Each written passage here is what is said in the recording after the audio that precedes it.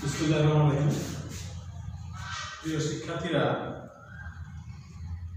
যারা রংপুর পিএমআইটিএল কলেজের ছাত্রছাত্রী আছো এবং যারা বাংলাদেশের অন্যান্য জায়গা থেকেও দেখছো, সবাইকে আমার আজকের ইতিহাসের ক্লাসের পক্ষ থেকে সালাম, শুভেচ্ছা। আসসালামু আলাইকুম। আজকে বিশ্বব্যাপী যে করোনা কোভিড-19 যে করোনায় আজকে আমরা স্তব্ধ হয়ে গেছি, গোটা বিশ্ব বন্ধ হয়ে গেছে, যার কারণে আজকে ক্লাসরুমগুলো বন্ধ, সারা বিশ্বের শিক্ষা বন্ধ। এই বন্ধ থাকা অবস্থায় অনলাইনের মাধ্যমে আমরা ক্লাস নিয়ে তোমাদের কিছুটা হলেও পড়ালেখা চালিয়ে যাওয়ার একটা ক্ষুদ্র প্রয়াস চালাচ্ছি। আশা করি মন দিয়ে ক্লাসটা শুনলে চ্যাপ্টার সম্পর্কে একটা পরিষ্কার ধারণা পাবো। কাজেই কয়েকবার ঘুরিয়ে ঘুরিয়ে ক্লাসটা দেখবে। আশা করি আজকে আমি ইতিহাস দ্বিতীয় পত্র থেকে আলোচনা করব। এখানে তোমরা জানো যে ইতিহাস দ্বিতীয় পত্র হচ্ছে আধুনিক ইউরোপের ইতিহাস। এই আধুনিক ইউরোপের ইতিহাস তোমাদের জন্য একটা নতুন চ্যাপ্টার। তো এই চ্যাপ্টারে একটা গুরুত্বপূর্ণ চ্যাপ্টার আমরা আলোচনা করতে পারছি। সেই গুরুত্বপূর্ণ চ্যাপ্টারটা হচ্ছে ফরাসি বিপ্লব। ফরাসি বিপ্লব শুধু ফ্রান্সের নয়, বিশ্ব সভ্যতাকেই ফরাসি বিপ্লব চেঞ্জ করে দিয়েছে। ফরাসি বিপ্লবের মাধ্যমে বিশ্বের মানুষ নতুন একটা পদ্ধতি, নতুন একটা ব্যবস্থাপনার সাথে পরিচিত হতে পেরেছিল ফরাসি বিপ্লবের মাধ্যমে। ফরাসি বিপ্লব 1789 সালে শুরু হয়েছিল 14ই জুলাই। আজকে আমাদের ক্লাসটা হচ্ছে 14ই জুলাই। কাকতালীয়ভাবে ক্লাসের সাথে বিপ্লবের দিনটাও মিলে গেছে। তোমাদের মনে রাখার জন্যই আমি 14ই জুলাই দিনটাকে নির্ধারণ করেছি। তাহলে ফরাসি বিপ্লব শুরু হয়েছিল 14ই জুলাই। ফরাসি বিপ্লব 3টি মূল মন্ত্রের সাথে 3টি স্লোগান নিয়ে ফরাসি বিপ্লব সংগঠিত হয়েছিল। তার মধ্যে হচ্ছে স্বাধীনতা, স্বাধীনতা দেখাচ্ছে স্বাধীনতা, লিবার্টি, সাম্য, ইকুয়ালিটি, ভ্রাতৃত্ব, ফ্র্যাটার্নিটি। এই 3টা মূল মন্ত্রের উপর ভিত্তি করে ফরাসি বিপ্লব সংগঠিত হয়েছিল।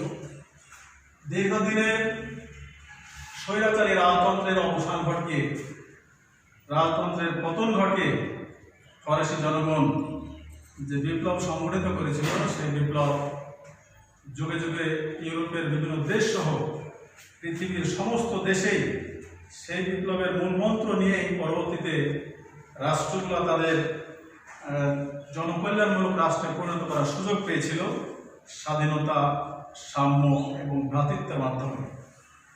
আমরা আজকে ফরাসি বিপ্লবের কারণ সম্পর্কে আলোচনা করবো। এটি একটি বিশাল চ্যাপ্টার।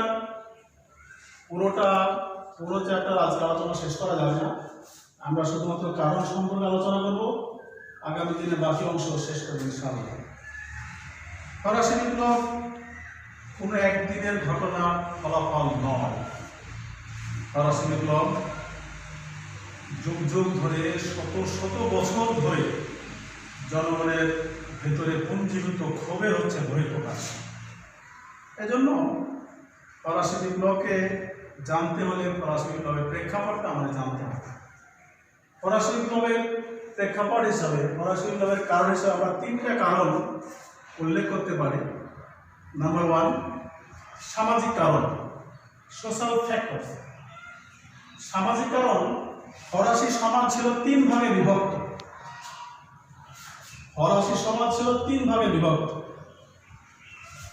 প্রথম ভাগে ছিল ফার্স্ট স্টেট, প্রথম শ্রেণী। এরা ছিল যাজক সম্প্রদায়। ফ্রান্সে এই যাজকদের মোট সংখ্যা ছিল 1,30,000। 1,20,000 বা 1,30,000 পর্যন্ত বলা হয়। টোটাল ফ্রান্সের ফরাসি জনগণের মধ্যে ফার্স্ট স্টেটের লোক, প্রথম শ্রেণীর লোক ছিল এই যাজক সম্প্রদায় ছিল 1,30,000, সর্বোচ্চ সংখ্যাটা 1,30,000। যাজকদের মধ্যেও শ্রেণী বিভাগ ছিল, শ্রেণীবিন্যাস ছিল। এগুলো ছিল শহরের অভিজাত যাজক, আর কিছু ছিল গ্রামীণ পাদ্রী। এই যাজকদের মধ্যে ফার্স্ট স্টেট যারা প্রথম শ্রেণীর যাজক, এই শ্রেণীর মধ্যে যে দুইটা শ্রেণী ছিল, একটা ছিল শহরের অভিজাত যাজক, আর যারা ছিল পাদ্রী, কিছু বিশপও ছিল। এদের উপরের শ্রেণী একটা ছিল বিশপ, 139 জন বিশপ ছিল। বাকি যে বিশপ এবং শহরের যারা যাজক, তারা ছাড়া এই যাজকদেরই যারা পাদ্রী ছিল, গ্রামীণ পাদ্রী, এরা ওই শহরে যাজক এবং বিশপদের দ্বারা নির্যাতিত হতো, তারা তাদের অধিকারটাও পেত না। এই ছিল প্রথম শ্রেণী। দ্বিতীয় শ্রেণী ছিল সেকেন্ড স্টেট, দ্বিতীয় শ্রেণী অভিজাত সম্প্রদায়। এই অভিজাত সম্প্রদায় এরা মেনলি শাসক শ্রেণী। ফরাসি সমাজের যারা শাসক ছিল, যারা দণ্ডমুণ্ডের মালিক ছিল, এই অভিজাত। মেনলি রাজতান্ত্রিক শাসন চালু ছিল ফ্রান্সে। এই অভিজাতরা দেশের জনসংখ্যার 1 থেকে 1.5% ছিল। 1 থেকে 1.5% ছিল অভিজাতরা। অভিজাতদের কয়েকটা ভাগ ছিল। প্রাচীন বনেদি ঘরের অভিজাত ছিল, গ্রামীণ অভিজাত ছিল, কিছু চাকরিজীবী অভিজাত ছিল। অভিজাতদেরও 3টা ভাগ ছিল। একটা ছিল প্রাচীন বনেদি অভিজাত, একটা ছিল গ্রামীণ অভিজাত, আর ছিল চাকরিজীবী অভিজাত। অভিজাতরা মূলত রাজাদের সাথে যাদের সম্পর্ক ছিল, যারা রাজকার্য পরিচালনা করত, তারাই ছিল অভিজাত। এই অভিজাতরা প্রথম এবং দ্বিতীয় শ্রেণী যাজক এবং অভিজাত শ্রেণী। দুর্ভাগ্যজনক হলো সত্য যে এদের মাত্র 1,20,000 থেকে 30,000 এবং অভিজাতদের 1 থেকে 1.5%, এই মাত্র টোটাল জনসংখ্যার ম্যাক্সিমাম 4%, 4 ভাগ। এই 4 ভাগ জনগণ হচ্ছে 2টা গোষ্ঠী মিলে। বাকি 96 to 98% লোক ছিল থার্ড স্টেট, তৃতীয় শ্রেণী। এরা ছিল সুবিধা বঞ্চিত জনগণ। তাহলে তোমরা আশা করি যে বুঝতে পারছো যে সুবিধাভোগী জনগণের সংখ্যা ছিল মাত্র 2 থেকে 4%, আর বাকি 96 to 98% জনগণ ছিল সুবিধা বঞ্চিত জনগণ। যাদের জন্য রাজা, যাদের জন্য সরকার গঠিত হয়, যাদের জন্য শাসকরা কাজ করার কথা, সেই সাধারণ মানুষ থার্ড স্টেটের জনগণই ছিল সুবিধা বঞ্চিত। এদের রাষ্ট্রীয় কোনো সুযোগ সুবিধা এরা ভোগ করত না। রাষ্ট্রের এই যে 2 থেকে 4% জনগণ, first state and second state, এই 2 শ্রেণীর লোক 96% সুযোগ সুবিধা ভোগ করত, আর মাত্র 4% সুযোগ সুবিধা ভোগ করত 96% লোক। আমার মনে হয় যে এই একটি বিষয় থেকে ফরাসি সমাজের চিত্র তোমরা বুঝতে পারবে। থার্ড স্টেটের মধ্যে শুধু সাধারণ খেটে খাওয়া মানুষই ছিল না, তৃতীয় শ্রেণীর মধ্যে শুধু খেটে খাওয়া মানুষ ছিল না, শুধু কৃষক ছিল না, এদের মধ্যে শিক্ষিত জনগণ ছিল। তৃতীয় শ্রেণীর প্রথম স্টেজটা হচ্ছে বুর্জোয়া শ্রেণী, এরা ছিল তৃতীয় শ্রেণীর লোক। দ্বিতীয় ছিল কৃষক শ্রেণী। বুর্জোয়াদের মধ্যে পাতি বুর্জোয়া ছিল, যারা এই পাতি বুর্জোয়া তাদেরকে বলা হয় যারা চিকিৎসক ছিল, যারা আইনজীবী ছিল, যারা কলেজের ইউনিভার্সিটির অধ্যাপক ছিল, এরা হচ্ছে পাতি বুর্জোয়া। তারপরে ধনী বুর্জোয়া ছিল। এই ধনী বুর্জোয়ারাই সরকারকে তাদের সরকার পরিচালনার জন্য, রাজা রাজকার্য পরিচালনার জন্য ঋণ দিত। তারপরে একটা শ্রেণী ছিল মূলধনী বুর্জোয়া। এই বুর্জোয়া শ্রেণীতে ছিল তিন ধরনের। এই মূলধনী বুর্জোয়ারা ব্যাংক পরিচালনা করত, এরা ছিল শিল্পের মালিক। তাহলে আমরা দেখলাম তৃতীয় শ্রেণীতে এই থার্ড স্টেটের যারা সুবিধা বঞ্চিত লোক, তাদের মধ্যে যারা বুর্জোয়া, তারা কিন্তু রাষ্ট্রের সকল কাজে, রাষ্ট্র পরিচালনার ক্ষেত্রে, শিক্ষার ক্ষেত্রে, চিকিৎসার ক্ষেত্রে, তারা এই আইনের ক্ষেত্রে, সমস্ত ক্ষেত্রে ভূমিকা পালন করত এই বুর্জোয়া শ্রেণী। তারপরে ধনিক যারা ছিল, ধনী বুর্জোয়া, তারাও সমাজের সরকারকে বিভিন্ন সময় লোন দিত। আর মূলধনী বুর্জোয়ারা ব্যাংক পরিচালনা করত, তারা শিল্পের মালিক ছিল, শিল্প পরিচালনা করত। তার মানে এই তৃতীয় শ্রেণীর সুবিধা বঞ্চিত জনগণই রাষ্ট্রের মৌলিক কার্যক্রমটা পরিচালনা করত, কিন্তু তারা ছিল সুবিধা বঞ্চিত। এরপরে তৃতীয় শ্রেণীর মধ্যে আগে ছিল কৃষক শ্রেণী। কৃষক ছিল, কৃষকরা কয়েকটা ভাগে বিভক্ত ছিল। স্বাধীন কৃষক ছিল, ভাগ চাষি বা বর্গা চাষি ছিল, খাজনা চাষি ছিল, তারপরে প্রান্তিক স্বাধীন কৃষক ছিল, আর ভূমিহীন যারা বস্তিবাসী, ঝুপড়িবাসী জনগণ ছিল। এই যে 5 রকমের কৃষক আমরা দেখতে পাই: স্বাধীন কৃষক, ভাগ চাষি বা বর্গা চাষি, খাজনা চাষি, প্রান্তিক স্বাধীন কৃষক, ভূমিহীন বা ঝুপড়িবাসী বা বস্তিবাসী যে ক্ষেত মজুর। এই 5 ধরনের কৃষক আমরা ফ্রান্সের সমাজে দেখতে পাই। তারপরে ছিল সাকুলেত। সাকুলেত ছিল নগরবাসী, যারা নগরে বাস করত কিন্তু শ্রমজীবী। তাদের ঘর ছিল না, তাদের চাল ছিল না, চুলো ছিল না, তাদের কোনো বসবাসের জায়গা ছিল না, কিন্তু তারা ফ্রান্সের জনগণ। এই জনগণ ছিল ভাসমান লোকের। এই সাকুলেত ছিল। মোট জনসংখ্যার আগে বলেছি প্রায় 96 to 98% লোকজন ছিল এই তৃতীয় শ্রেণীর লোক, তৃতীয় স্টেট, থার্ড স্টেটের লোক। কিন্তু এদের কোনো সুবিধা ছিল না, সুবিধা তারা পেত না। প্রিয় শিক্ষার্থীরা, এই হলো সামাজিক কারণ। আশা করি তোমরা সামাজিক কারণটা, ফ্রান্সের সমাজের চিত্রটা বুঝতে পেরেছো। ফ্রান্সের সমাজের চিত্র এতই করুণ ছিল, এই ফ্রান্সের সমাজের করুণ চিত্র তুলে ধরে তৎকালীন সাহিত্যিকরা এবং তারপরেও কবি সাহিত্যিকরা ফরাসি জনগণকে নিয়ে অনেক বিশাল বিশাল সাহিত্য রচনা করেছে এবং নোবেল পুরস্কারও পেয়েছে। এরপর আমরা আসবো অর্থনৈতিক কারণ। অর্থনৈতিক কারণে আমরা দেখি যে 3 ধরনের প্রত্যক্ষ কর চালু ছিল। ফ্রান্সে 3 ধরনের প্রত্যক্ষ কর চালু ছিল। এক হচ্ছে সম্পত্তি কর বা টাইলে। এই সম্পত্তি কর বা টাইলে,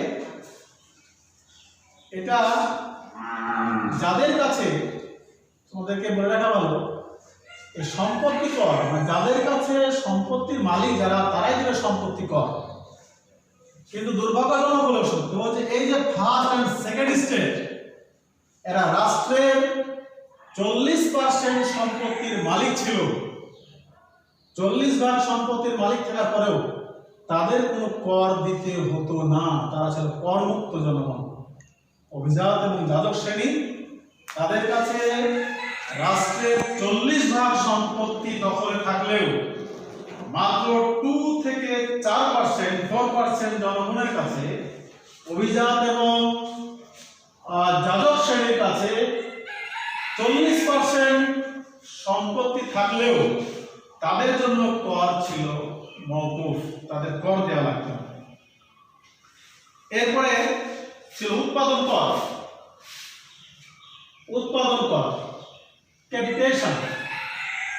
উৎপাদন যারা, এই তৃতীয় শ্রেণীর লোক যারা শিল্প কলকারখানা উৎপাদন করতো, তাদেরকে উৎপাদন কর দিতে হতো। তারপর ছিল আয় কর। যারা বিভিন্ন পেশার, ভিংটেইন, এই যারা বিভিন্ন পেশায় ছিল, আয় করতো বিভিন্নভাবে, এটা ওই তৃতীয় শ্রেণীর লোকেরাই দিতে হতো। তো আমাদের বর্তমান যুগেও আমরা দেখি যে যারা ফার্স্ট স্টেটের লোক, আমাদের ফার্স্ট স্টেট হিসাবে নাই, সেকেন্ড স্টেট অভিজাত শ্রেণী যারা রাষ্ট্র কার্য চালায়, রাষ্ট্রের সাথে যারা জড়িত, এই রাষ্ট্রের ফাংশনে জড়িত ব্যক্তিরা অনেক দেশে আমরা শুনি যে তাদেরকেও ট্যাক্স দেওয়া লাগে না।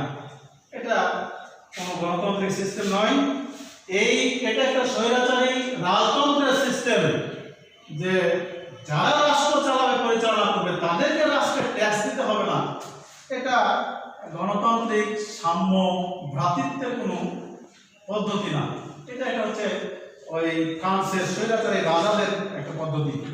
এই জন্য এখনো যদি কেউ এই পদ্ধতি অবলম্বন করে, তাহলে আমরা এটা ওই স্বৈরাচারী রাজতন্ত্রের পদ্ধতি হিসেবে চিহ্নিত করতে পারি।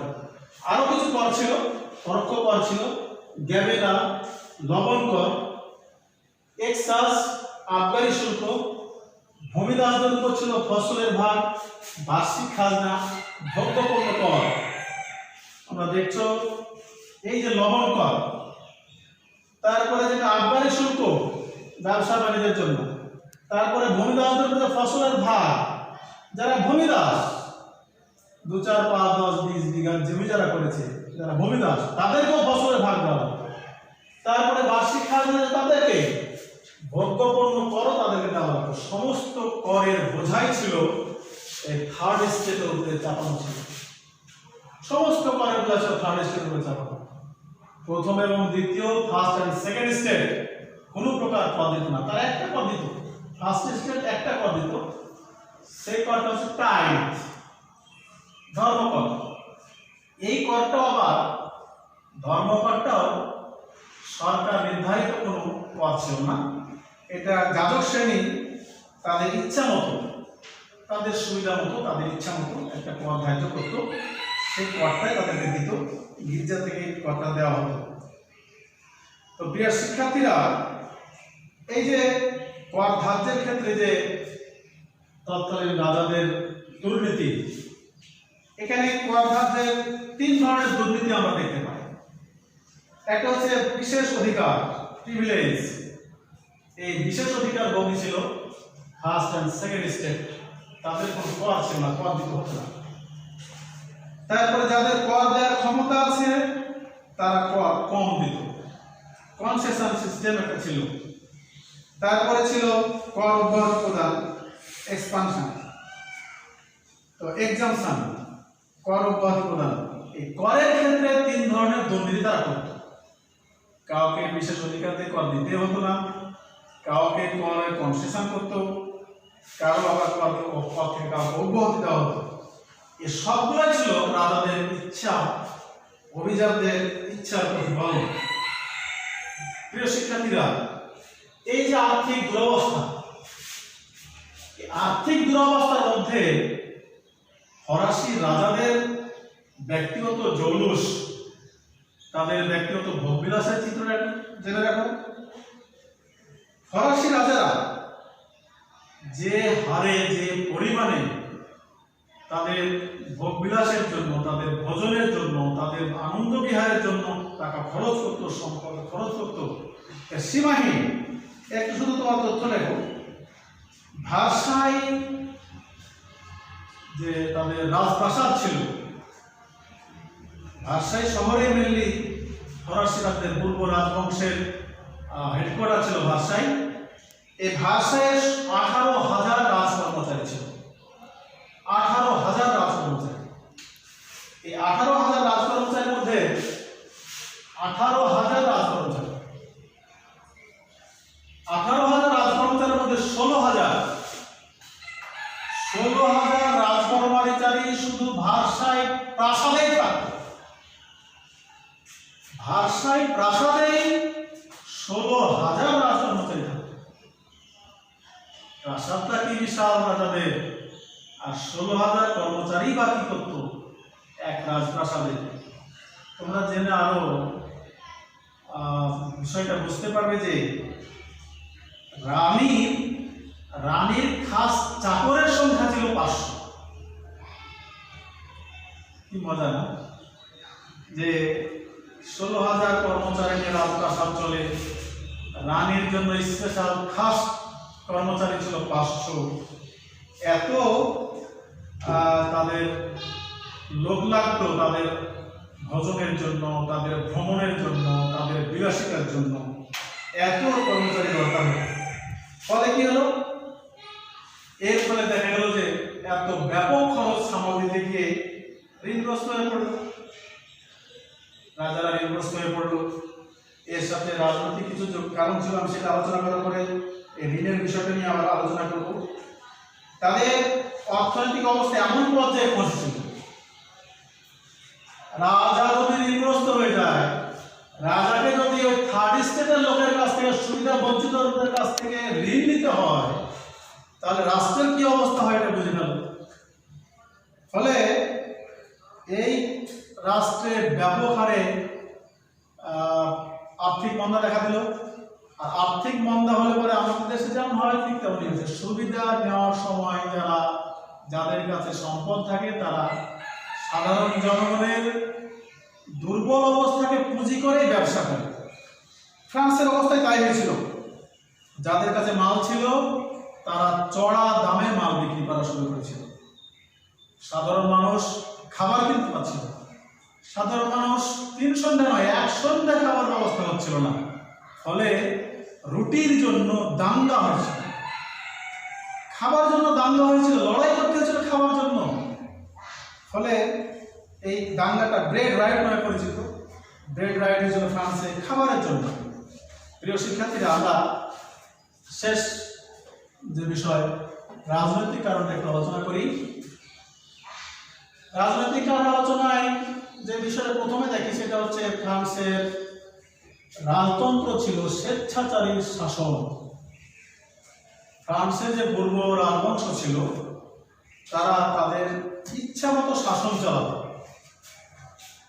ইচ্ছা মতো কেমন শাসন চালাতো আমরা 3টা সমাজের চিত্র দেখলেই বুঝতে পারছি।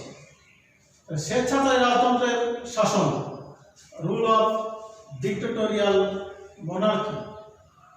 এই যে ডিক্টেটোরিয়াল মোনার্কি, ফ্রান্সের রাজারা এত ডিক্টেটর ছিল, তোমরা হয়তো শুনেছ বিভিন্ন সময় যে ফ্রান্সের রাজা চতুর্দশ লুই বলতো, I am the state, I am the state, আমি রাষ্ট্র, the state is my self, the state it is my self, রাষ্ট্র এটা আমার, আমি রাজা, আমি রাষ্ট্র, আমার রাষ্ট্র।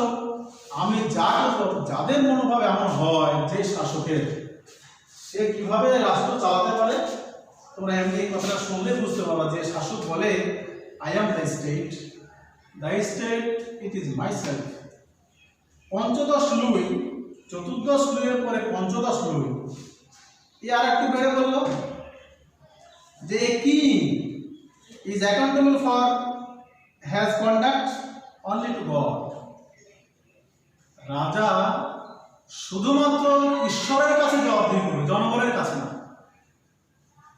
পঞ্চদশ লুই বলল যে king is accountable for his conduct only two god. তার কার্যক্রমের জন্য, রাজা তার কার্যক্রমের জন্য শুধুমাত্র ঈশ্বরের কাছেই দায়বদ্ধ, ঈশ্বরের কাছেই জবাবদিহি করতে পারবে, জনগণের কাছে। ফলে ফ্রান্সের রাজারা কি হারে স্বৈরাচারী স্বেচ্ছাচারী রূল পালন করত এটা বুঝে নাও। ফ্রান্সের রাজাদের এই যে স্বৈরাচারী স্বেচ্ছাচারী শাসন, এই শাসনের বিরুদ্ধে কথা বললে তার জন্য একটা আইন তৈরি করেছে তারা। এই আইনটা হচ্ছে লেটাস ডিক্যাস্ট। এই পরোয়ানা বলে যে কোনো সমালোচককে, যে কোনো নাগরিককে যে কোনো সময় গ্রেপ্তার করে বাস্তিল দুর্গে আটকে রাখত। তোমরা বাস্তিল দুর্গের নাম শুনেছ? বাস্তিল দুর্গ, এই বাস্তিল দুর্গ, ফরাসি বিপ্লবটা হয়েছিল বাস্তিল দুর্গের সাথে, বাস্তিল দুর্গের পতনের মধ্য দিয়ে ফলে বাস্তিল দুর্গ একটা ইম্পর্টেন্ট ফ্যাক্টর ফরাসি বিপ্লবের জন্য। এই বাস্তিল দুর্গে স্বেচ্ছাচারী রাজতন্ত্রের বিরুদ্ধে বা রাজাদের বিরুদ্ধে যেই কথা বলতো তাদেরকে বাস্তিল দুর্গে আটকানো হতো। এটা একটা সেনাবাহিনীর ক্যাম্পও ছিল, আবার বন্দীদের নির্যাতনের জায়গাও ছিল। এই দুর্গের একটা ঘটনা হচ্ছে যে এই দুর্গে যে একবার ঢুকবে তার জীবিত লাশটা কখনো, জীবিত অবস্থাটা কখনো সে ফিরে পাবে না, তার পরিবার তাকে আর জীবন্ত দেখতে পাবে না। এটাই ছিল এই দুর্গের নিয়ম, বাস্তিল দুর্গ। এবং কিভাবে নির্যাতন করে কষ্ট দিয়ে মানুষকে হত্যা করা হতো এই ইতিহাস অনেক লম্বা ইতিহাস, আমরা ওইদিকে যাচ্ছি না। তাহলে বাস্তিল দুর্গের কাদেরকে নিয়ে আসা হতো? যারা এই রাজতন্ত্রের বিরুদ্ধে কথা বলত, যারা সরকারের বিরুদ্ধে সমালোচনা করত, তাদেরকেই তাদের স্থান হতো বাস্তিল দুর্গে। এবং একবার যে বাস্তিল দুর্গে ঢুকতো তাকে আর কখনো পৃথিবীর আলো বাতাসের মধ্যে দেখা যেত না। শিক্ষার্থীরা, তোমরা এই বাস্তিল দুর্গ সম্পর্কে আরো ডিটেলস জানতে পারবে। আমরা এরপরে যাবো গির্জার রাজনৈতিক কারণের মধ্যে গির্জার অবাঞ্ছিত স্বাধীনতা। গির্জার স্বাধীনতা, চার্চের স্বাধীনতা। এই গির্জার সাথে, গির্জাকে স্বাধীনতা দিয়ে, চার্চকে স্বাধীনতা দিয়ে, তোমরা এই ইতিহাসে তো একটা স্মরণীয় যে ইউরোপের ইতিহাসে শাসক, রাজা এবং চার্চ, গির্জা, এই সুদীর্ঘকালে যুদ্ধের একটা দ্বন্দ্বের একটা ঘটনা আছে। এই দ্বন্দ্বের পরে দীর্ঘদিনের রাজা এবং গির্জা, এই রাজা এবং গির্জার দ্বন্দ্বের পরে ইউরোপের ইতিহাসে ইউরোপিয়ান শাসকরা এবং পোপরা একটা কোঅপারেশন করেছিল, একটা সমন্বয় সাধন করেছিল। সেটা হলো যে আমরা গির্জা চালাবো, তোমরা রাষ্ট্র চালাবো।